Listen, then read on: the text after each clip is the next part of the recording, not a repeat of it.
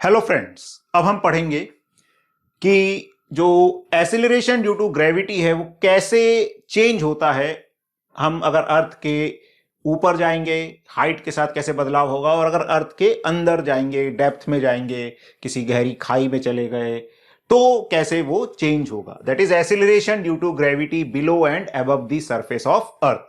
तो पहले हम बात करते हैं above the surface of earth कि अगर हम अर्थ सरफेस के ऊपर जाएंगे तो एसिलरेशन ड्यू टू ग्रेविटी क्या होगा। तो एसिलरेशन का मतलब वही है फोर्स पर यूनिट मास, यानी अगर एक मास पर हमने फोर्स निकाल लिया और उसको उस मास से डिवाइड कर देंगे तो हमें एसिलरेशन मिल जाएगा। और अगर वो अर्थ के कारण है फोर्स तो एसिलरेशन ड्यू टू ग्रेविटी कहलाएगा। तो ये अर्थ है, अर्थ का मास कैपिटल एम है, are E is radius of earth. अब अर्थ सरफेस से एच हाइट पर अगर एक पॉइंट मास है एम, तो इस पॉइंट मास पे फोर्स क्या लगेगा। तो बाहर वाले पॉइंट्स के लिए किसी भी यूनिफॉर्म स्फीयर को हम एक पॉइंट मास के जैसा ही मान सकते हैं, यानी उसका सारा मास उसके सेंटर पे कंसंट्रेटेड मान सकते हैं। तो इसको एक पॉइंट मास मान लें इसके सेंटर पे जिसका मास एम है। तो इस वाले पॉइंट मास और ये जो हमने एक मास रखा है इसके बीच की दूरी हो गई आर ई प्लस एच। तो जो फोर्स लगेगा एच हाइट पर वो क्या हो जाएगा, G capital M small M upon R E plus H का whole square according to Newton's law, G M one M two by R square, जहां पे आर क्या होती है, डिस्टेंस दोनों पॉइंट मासेस के बीच की। ठीक है, अब हमें क्या निकालना है, एसिलरेशन ड्यू टू ग्रेविटी। तो जी जो है एच हाइट पर क्या हो जाएगा, फोर्स जो पार्टिकल पे लगा किस पे, एम मास के स्मॉल एम वाले पे, divided by that small M mass. ठीक है, पार्टिकल के मास से हमने डिवाइड कर दिया तो ये स्मॉल एम कट जाएगा तो हमें मिल गया G M by R E plus H का होल स्क्वायर। तो अर्थ के सरफेस से एच हाइट पर जो एसिलरेशन होता है अर्थ के कारण, जिसको हम एसिलरेशन ड्यू टू ग्रेविटी बोलते हैं। देखो नॉर्मली जब हम एसिलरेशन ड्यू टू ग्रेविटी बोलते हैं तो वो अर्थ सरफेस के नजदीक वाले पॉइंट्स की बात करते हैं। यहां पर हम बात कर रहे हैं एच हाइट पर, तो हमने उसको जी एच लिख दिया, या इसको एच को सबस्क्रिप्ट में भी लिख सकते हो, ऐसे भी लिखा जा सकता है, इसको जी एट हाइट एच ऐसे भी लिखा जा सकता है। ठीक है, तो अभी हम ऐसे ही रहने देते हैं। तो ये आ गया capital G capital M upon R E plus H का होल स्क्वायर। देखोगे जैसे जैसे हाइट बढ़ती जाएगी ये वैल्यू कम होती जाएगी, यानी acceleration due to gravity height के साथ डिक्रीज करता है। अच्छा, अब ये तो जनरल फॉर्मूला है, कभी भी एप्लीकेबल है। इसका एक अप्रोक्सीमेट फॉर्मूला भी होता है जो कुछ केसेस में लगता है, हमेशा नहीं लगता, ध्यान रखना है। तो जी एट हाइट एच जो हमने ये फॉर्मूला था इसमें से आर ई को हमने ब्रैकेट से बाहर निकाला तो स्क्वायर थी पावर, तो आर ई स्क्वायर बाहर आ गया, यहां बचा 1 plus H by R E. इसको हम न्यूमरेटर में ले गए तो 1 plus H by R E की पावर, नीचे +2 थी तो ऊपर -2 हो गई।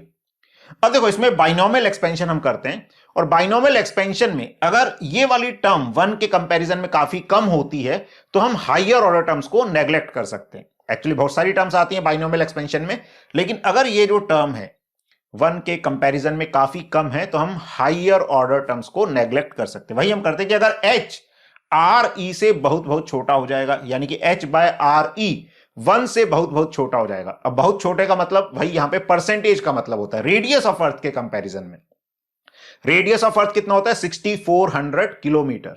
तो हम लगभग 5% 10% तक भी इसको स्मॉल मान सकते हैं। तो 6400 किलोमीटर का 10% होता है 640 किलोमीटर, 5% होता है 320 किलोमीटर। मतलब भाई 100 200 300 किलोमीटर तक हम ये रिलेशन होल्ड कर सकते हैं कि एच आर ई के कंपैरिजन में काफी कम है। और जैसे जैसे बढ़ता जाएगा वैसे वैसे क्या होगा कि एक्चुअली अप्रोक्सीमेट रिजल्ट है, जितना एच कम होगा उतना एक्यूरेट आंसर आएगा, जितना एच बढ़ता जाएगा एरर का परसेंटेज उतना बढ़ता जाएगा। तो ऑब्जेक्टिव टाइप एग्जाम में इस पे भी डिपेंड करता है कि ऑप्शंस कितने दूर दूर हैं। अगर ऑप्शंस दूर दूर हैं तो हम अप्रोक्सीमेट आंसर भी निकाल सकते हैं, अगर ऑप्शंस ज्यादा नजदीक हैं तो हमें एग्जैक्ट आंसर निकालना पड़ सकता है। तो अगर एच आर ई से काफी कम है तो जी एट हाइट एच को क्या लिख सकते हैं, G into 1 minus 2h by R E. कई बच्चे इसमें कंफ्यूज हो जाते हैं कि ये -2h कैसे आ गया। तो इसमें वैसे तो हम बाइनोमियल एक्सपेंशन आप अगर पढ़ेंगे तो आपको समझ आ जाएगा। बाकी यहां पे ये याद रख सकते हैं कि 1 प्लस एक्स की पावर n जो है इसको हम 1 प्लस एन एक्स लिख सकते हैं if x is less than 1, और इसी में अगर पावर -n है तो इसको 1 माइनस एन एक्स लिख सकते हैं, सेम चीज if x is less than 1। मतलब इसमें और भी टर्म्स आती हैं, उन टर्म्स को हम नेग्लेक्ट कर सकते हैं। फिजिक्स में जनरली इतना ही काम आता है, और जो स्कूल एग्जामिनेशंस है या नीट वाले बच्चे हैं उनके लिए तो इतना ही सफिशिएंट है।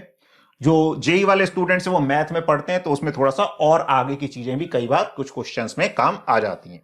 तो ये हमें पता होना चाहिए कि कैसे जी की वैल्यू हाइट के साथ वेरी करती है। तो एक्चुअल फॉर्मूला ये है, G at height H is G capital G gravitational constant into mass of earth upon radius of earth plus height from the earth surface. H क्या है? अर्थ सरफेस से हाइट, उसका square. और अगर H radius of earth के comparison में, यानी कि हाइट जो है अर्थ सरफेस से रेडियस ऑफ अर्थ के कंपैरिजन में काफी कम है, तो हम इस तरह से इस फॉर्मूले को यूज कर सकते हैं। ये अप्रोक्सीमेटेड फॉर्मूला है, हमेशा यूज नहीं कर सकते, ध्यान रखना है। अब हम बात करते हैं below the surface of earth G में क्या बदलाव आता है।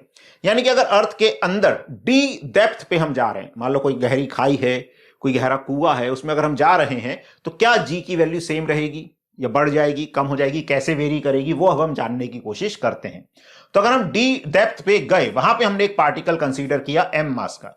अच्छा, अर्थ सरफेस से डेप्थ है डी, तो अर्थ के सेंटर से जो उसकी डिस्टेंस है वो हो जाएगा R E minus D, where R E is radius of अर्थ।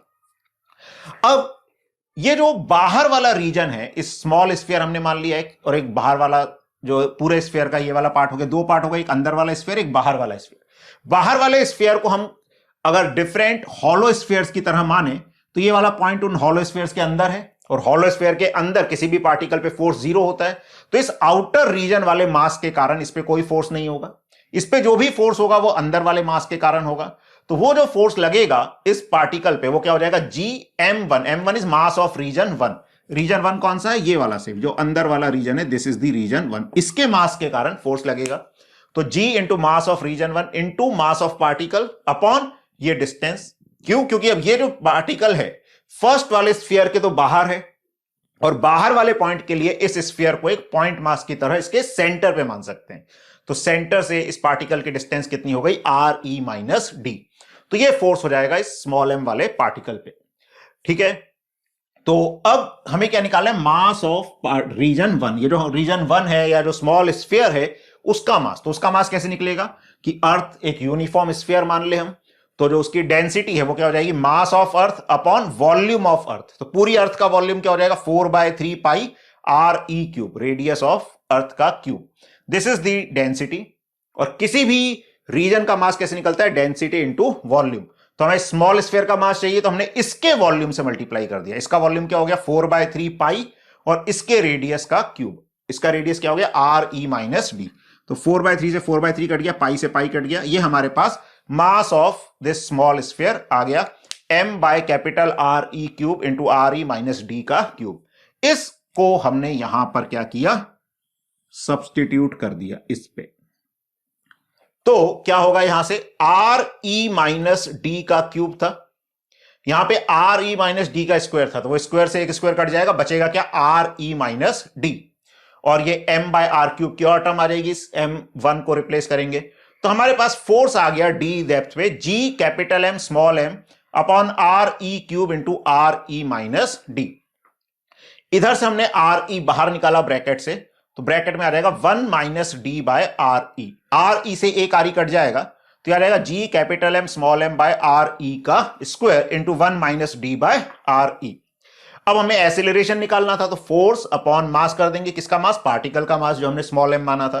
वो डिवाइड करेंगे तो m से m कट जाएगा, हमारे पास आ जाएगा G M by R E square into 1 minus D by R E. G M by R E square ये क्या होता है? G at surface. देखो हमने भी यहां पर भी इसको जी लिखा था। क्यों लिखा था? क्योंकि G M by R E square ये क्या होता है? G at surface. अर्थ के सरफेस पे जो जी की वैल्यू है वो होती है G M by R E square. तो ये जो स्मॉल जी हमने लिखा है without any subscript etcetera, that is acceleration due to gravity near the surface of earth या at the surface of earth. तो डेप्थ डी पर जी की वैल्यू क्या आ जाएगी? G into 1 minus D by R E. अब देखो यहां पर भी जैसे से डेप्थ बढ़ती जाएगी ये वैल्यू कम होती जाएगी। तो इंपॉर्टेंट पॉइंट जो और याद रखने वाला है, समझने वाला है कि एक्सीलरेशन ड्यू टू ग्रेविटी जो है वो मैक्सिमम होता है कहां पर? अर्थ के सरफेस पे मैक्सिमम होता है। हम ऊपर जाएंगे तो भी वो डिक्रीज करेगा, नीचे जाएंगे तो भी वो डिक्रीज करेगा। तो ये हमें एक्सीलरेशन ड्यू टू ग्रेविटी के बारे में पता होना चाहिए कि सरफेस पे जो वैल्यू है स्मॉल जी वो किसके बराबर होती है? G M by R E square के बराबर।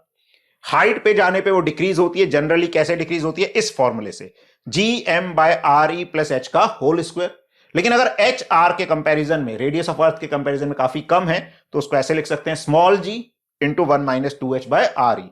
और किसी भी डेप्थ डी पर क्या लिख सकते हैं, G into 1 minus D by R E. इसमें कोई अप्रोक्सीमेशन नहीं है, ये हम हमेशा लिख सकते हैं। हाँ, बस डेप्थ जो है मैक्सिमम कितनी हो सकती है, रेडियस ऑफ अर्थ के बराबर। अब तुम ये मत बोल देना सर मैंने यहां से गड्ढा खोदा और 2r रेडियस का खोद दिया। नहीं, अगर हमने 2r रेडियस का खोद भी दिया या 3r/2 का खोद दिया, तो फिर डेप्थ हम यहां से मेजर नहीं करेंगे, डेप्थ यहां से ले लेंगे। मतलब डेप्थ मैक्सिमम कितनी हो सकती है, रेडियस ऑफ अर्थ के बराबर होगी, उससे ज्यादा नहीं होगी। बस ये चीज हमें ध्यान रखनी है। तो ये हमें एसिलरेशन ड्यू टू ग्रेविटी के बारे में अच्छे से पता होना चाहिए।